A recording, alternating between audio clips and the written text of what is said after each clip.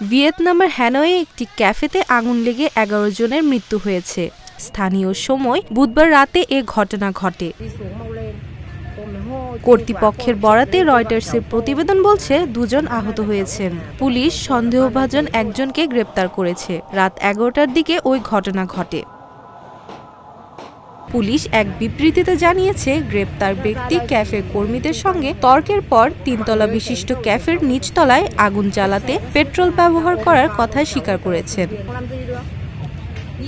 রাষ্ট্রীয় তিয়াংফং সংবাদপত্র জানিয়েছে, সন্দেহভাজন ব্যক্তির বয়স 50-এর মতন। উদ্ধারকর্মীরা দ্রুত ঘটনাস্থলে গিয়ে 7 জনকে জীবিত উদ্ধার করেন। এদের মধ্যে 2 জনকে হাসপাতালে ভর্তি করা হয় এবং 11 জনের মরদেহ উদ্ধার করা হয়।